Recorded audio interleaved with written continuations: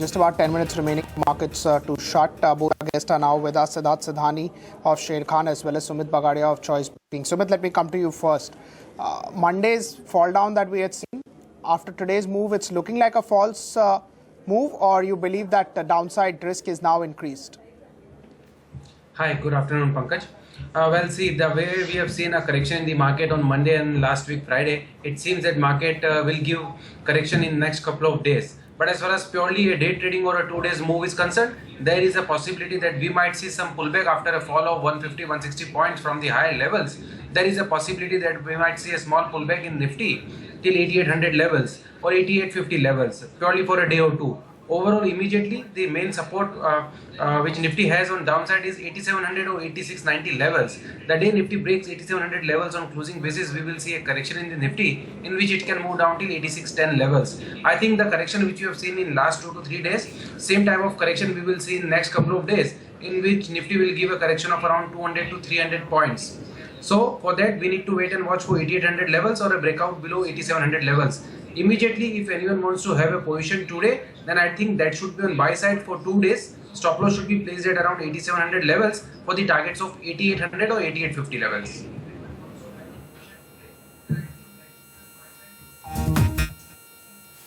Just at these levels? Presently, Nifty is quoting at around 8725. If anyone wants to play a trading bet, one can initiate long at CMP, stop loss 8700 and upside target 8800 levels and 8850 levels. This is a call purely for 1 or 2 days. Overall, we are expecting correction in Nifty, so higher levels should be used as selling opportunity for the downside target of 8500 levels. So one should play with the levels. Right. Siddharth, what's your view? Do you think one should be cautious at these levels? Good afternoon. See, we have seen dropping in the markets on the back of global markets and global volatility. I think that will persist because in front of us, on top of it, November, we have US presidential elections. So global volatility will definitely impact the Indian come up quite a good from lows of 7,000, 6,800 levels to the level. If some correction comes back, it would be a great opportunity to get into a good over and above. One should, if markets are coming down, irrespective or at looking at the indices, I think one should pick up the right valuation stock, good businesses at the medium to long term perspective in the portfolio. Sumit, what's the view on Tata Motors? In the last few minutes, it suddenly rallied from 550, I think, to 560 odd levels. Well, Pankaj, Tata Motors has given a move in the last 1 hour itself. I think immediately there is a possibility we might see some more pullback rally in the prices till 575 or 580 levels. But overall, I think the structure is weak. In next couple of days, there is a possibility the day it breaks 550. We will see a correction in the stock in which it can move down till 530 levels. So fresh sell-off can be seen below 550 levels. Till that time 550 is not taken away on Tata Motors, one can play here, one can take a long positions here for a trading bet of 10 to 15 rupees upside. That means on higher side we can see levels of around 580 or 585. So one can initiate long at CMP with a stop loss to be placed at 550 for the targets of 580 and 585 levels. Right, but it's generally in a positive territory, so the long-term trend remains intact. Yes, absolutely. The long-term trend remains intact, but as I'm expecting some correction in Nifty in next couple of weeks, so there is a possibility that we might see a selling pressure in most of the frontliner stocks. As far as Tata Motors is concerned, it's a frontliner stock in auto sector, so there can be a short-term correction of 50 to 70 rupees. But overall, yes, it's a long-term bull story in Tata Motors. The day it gives breakout above 600 levels, we will see upside move of 10 to 15% from 600 levels. That means from the levels of 600, we will see levels of around 650 or 660 levels. Immediately, 580, 85 would be a small trading term, short-term target for a trading perspective, and breakout above 600 will take stock to 650, 660 levels. Bank of Baroda, what's your view? Again, it's among the top gainers of Nifty. Yeah, today it has given a move from lower levels. In fact, most of the banking stocks have given a good upside move today. I think Bank of Baroda also, after a correction of 3 days, it's headed for an upside move of 8 to 10 rupees from present levels. I think this is a pullback rally in Bank of Baroda. Now it's quoting at around 168 levels. I think in next 1 or 2 days, we might see a up move in the prices till 174 levels. That means a move of 6 to 7 rupees from present levels. Downside, it has major support at around 160, 161 levels. So till that time, these levels are not taken away. One can play for a pullback rally till 174, 175 levels. And if the downside levels are taken away, then we will see a correction in the counter, in which we can see levels of around 150, 140 also. But for a day or two, one can initiate long at CMP or till 166 levels for the targets of 174, 175. Siddharth, what is your view on Bank of Baroda? Well, in the PSU banking space, Bank of Baroda, as we know that quarters it had disappointed and posted a kind of a. So at the current state, we have a whole stock. Although we believe that in the PSU banking pack, State Bank of India still remains the best pick of our from the pack, and controlled slippages, looking at the overall market share, looking at the asset quality, I think State Bank of India and the consolidation of subsidiaries which is going to happen along with the extension of the current chairman extended, I think State Bank of India looks very interesting compared to any other stock in the large cap space in the PSU banking. Right. Sumit, any view on Reliance Infra, Reliance Capital? Very strong moves today. Yes, we have seen a very strong move today in the Reliance pack. As far as Reliance Capital is concerned, the stock is almost up by 8 or 9%. I think it has given a breakout. From present levels, there is a possibility that in next couple of days, we can see a upside move of still 20 to 30 rupees from present levels. Today is closing above 575 in Reliance Capital. Will take the stock to 600 levels. I think it's strong. Those who have taken position at lower levels can hold on their positions, because in next 2 to 3 days there is a possibility that we might see levels of around 600 or 610 in Reliance Capital. For fresh long positions, if anyone wants to initiate at CMP, then they can initiate, but the stop loss they have to maintain would be somewhere at around 565 levels for the targets of 600 levels in Reliance Capital. And as far as Reliance Infra is concerned, I think one should initiate long in Reliance Infra if the stock is able to give close above 605 levels. A closing above 605 will take stock to 630, 635 levels. So I would recommend long position in Reliance Infra only if the stock is able to give close above 605 levels. Siddharth, what's your view on ADAG pack? Do you think RCOM, a deal over there, can re-rate the entire pack?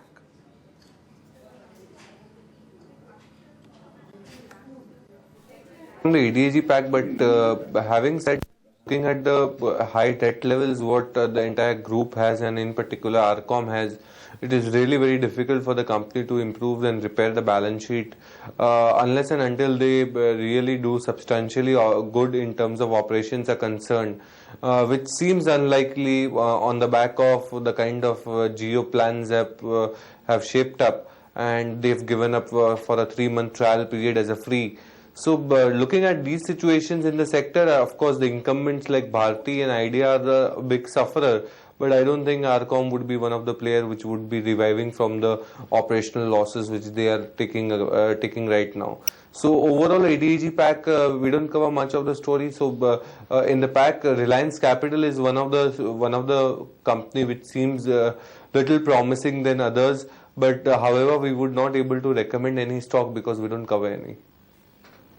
Right. Any view on Century Textile?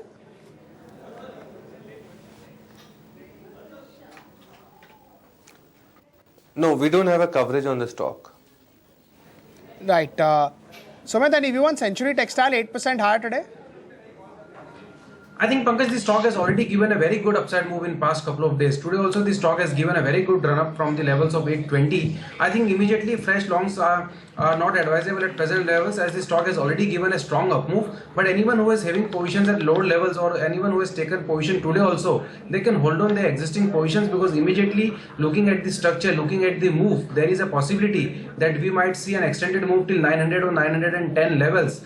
So they can hold on their positions with a trailing stop loss to be placed at 840 levels for the targets of 900 or 910 levels, but fresh longs are not advisable at present levels. Right, but in the near term, momentum continues to be very strong. In Century Textile? Yeah. Yes, absolutely. The momentum is very strong. If you see the chart in last 7 to 8 days, the stock has already given a move of around 160 rupees from the levels of 710. So looking at the momentum, looking at the structure, stock is looking strong, and there is a possibility that whenever the stock looks strong, and the one-way move which we have seen, the one-way move which we have seen in last 7 days can extend for next 2 to 3 days also. So that's why we are expecting it to move till 900 or 910 levels. But overall, now it's risky to take long positions because stock has already given a move of 160 rupees in 7 days itself. So anytime if we see a correction, the correction would also be on the stronger note. So it's not advised to initiate fresh long at CMP. Existing positions can be held on with the stop loss to be placed at 840 levels. Sumit, any view on Tata Motors? Sorry, Siddharth, any view on Tata Motors?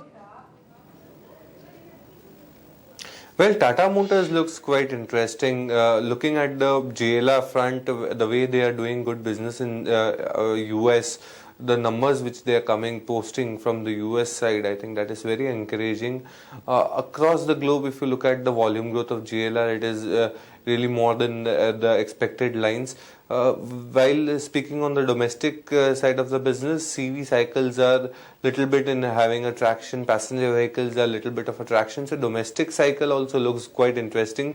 So with a medium to long term perspective, what we believe is Tata Motors is an interesting play. Unlike what we were expecting that JLR would see a slowdown in the global markets because of the slowdown in the economies, global economies. But I think tides have turned, JLR been doing good, and numbers and volume growth coming also very handy. Tata Motors DVR is better placed? I mean, if an investor just passively wants to invest? Well, one can invest either of them. However, DVR, the discounting factor is further rising. I think that would be beneficiary for the DVR investors. But at the end of the day, either of the stock invested, I think the value would be driven. Right. As far as BHEL is concerned, any view, Siddharth? Numbers, after the numbers, we did see a rally of 15%, but now it's down about 10% from there as well. Well, the BHEL, if you look at the numbers last 3 years and from which margins the stock has come down to the single digit margins, I think that is something terrible in terms of numbers are concerned. Order book are not coming as per the expectation. So in fact, if from here on also if the stock revives and order book comes up as per the expectation, still there is a lot of room for shareholder value to be created here in BHEL. So overall in this sector, we like L&T, Larsen & Toubro, as we know that it is the largest player in the EPC and the engineering space. So L&T looks quite interesting with a long-term perspective. However, with a caveat that one should not get into L&T also with a medium-term perspective, and the horizon should be long-term in perspective. But in the mid-cap space, in the infra space, we like one company, that is IRB Infra. Looking at the road construction, the development in the road construction, the kind of government is emphasizing in terms of road construction and increasing per kilometer rate. I would say that road construction companies like IRB would be big beneficiary. Order books are rising. In fact, executions are coming in place. Cash flow cycles also may move. Debt levels may reduce going forward if cash flows come in. So overall, in the infra space, IRB Infra looks very interesting with a medium-term perspective. Any view on HCC, Siddharth? Well, the recent move of the government in terms of the arbitration money coming out from the escrow, I think these are the beneficiary factors for the companies like HCC, NCC or any of the big infra companies where the arbitration money is stuck. But I would say as a whole, broadly speaking, HCC operationally doing good, but still I would say the kind of pain they have gone through in last 4 to 5 years and the kind of balance sheet shape which has been deteriorated over this period of time, I think it will take time to get into a long-term curve, into a growth curve. But although having said that, comparing with other companies, I think HCC is well placed than other ones. Right. Sumit, any view on HCC? I mean, it's a non-FNO counter, but any view on this name? Yes, absolutely, Pankaj. The stock has already given a move from the levels of 25. Immediately the stock is headed for 45 and 48 levels. I think the major resistance the stock will face somewhere at around is 50 odd levels. If 50 is taken away on closing basis, then we will see a move till 75 to 80 rupees. But till the time 50 is not taken away, it will move in a range of around 34 rupees on lower side to 48 rupees on higher side. I think those who have taken positions at lower levels, they can hold on their positions because immediately the stock is headed for 45 or 48 levels, and chartically it's looking strong. So one should hold on their existing positions. BHEL, what will be your view? See, BHEL overall, if we look at the chart structure, the stock has been moving in a range. In last couple of weeks, we have seen the stock is facing resistance at around 155, 160 levels on higher side. And on downside, the stock is taking support at around 130, 135 levels. I think the overall structure for the stock is good now. It has moved out of the bearish zone, and now the stock is looking good on charts.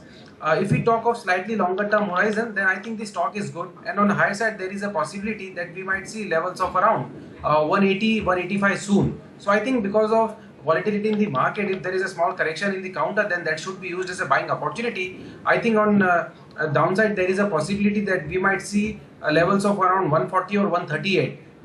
In corrections, if we see BHEL at around 140 or 138 levels, then it should be used as a buying opportunity for the immediate target of 158, 160 levels. And if 160 is taken away on closing basis, then we will see the stock can move towards 180 or 185 levels in next couple of weeks or in next 2 months time horizon.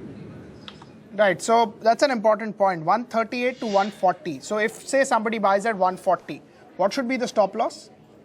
See, if anyone is taking positions at around 140 or 138 levels, then they need to maintain stop loss of around 130 or 131 levels, as 131 levels is also a 200 DMA for the stock, and it has multiple support at around 130, 131 levels. So those stop loss should be placed at around 130 or 131 for the immediate target of 160. Right. Siddharth, any view as far as Castrol is concerned? It's down 5%. It's generally a very good company perceived to have very high return ratios. Any view on Castrol, Siddharth? Well, it has a strong return ratio, and in terms of upstream companies and these companies where the parentage is so strong, what we believe is the era of downstream companies overperforming the upstream companies are more or less in a pause. I think upstream companies will definitely perform well. In particular, Castrol would not able to comment much of the financials or detail of it because we don't cover.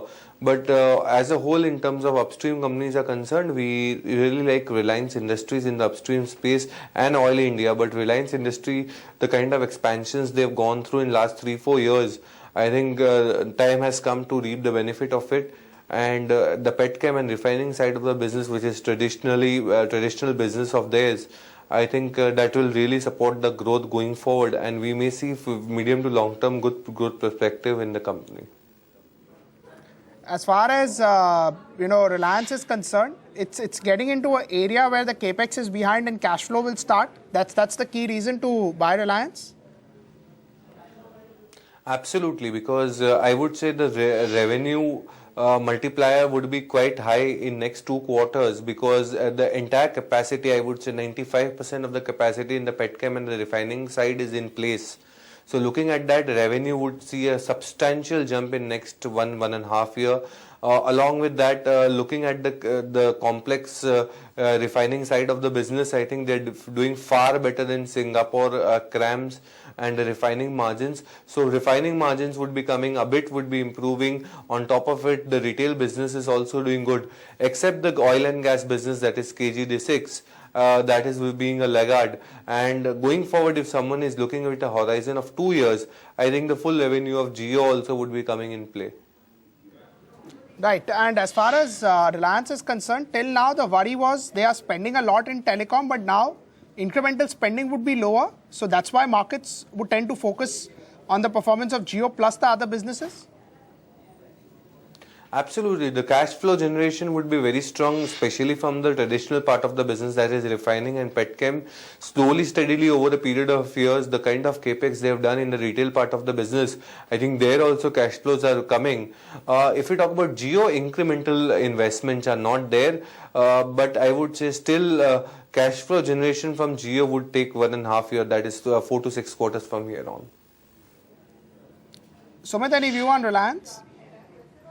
Yeah, we have spoken several times on Reliance. It's moving in a range. I think on higher side, the stock has resistance at around 1080 or 1100 levels, and on downside, the stock has major support at around 980 and 950 levels. Till the time the breakout is not seen, either side breakout is not seen, it will move in a range. Now it's facing resistance at around 1080 levels. So if there is a correction from these levels, then again we will see levels of around 980 or so in the Reliance in the counter. And a breakout above 1080, we will see stock headed towards 1100 or 1120 levels. So I think if there is a correction from present levels, then that should be used as a buying opportunity, because overall structure looks positive for the counter. Any dips in Reliance should be used as buying opportunity.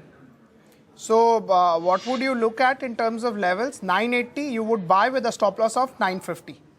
See, that would be the longer term levels. For a shorter term time horizon, one can initiate long position at 1020 levels also, with a stop loss to be placed at 980, because I think immediately stock has taken major support at around 1020, 1010 levels. So in corrections till 1020, one can initiate long with a stop loss to be placed at 980 for the targets of 1080 and 1100. Right. Sumit, thank you so much. Siddharth, always a pleasure.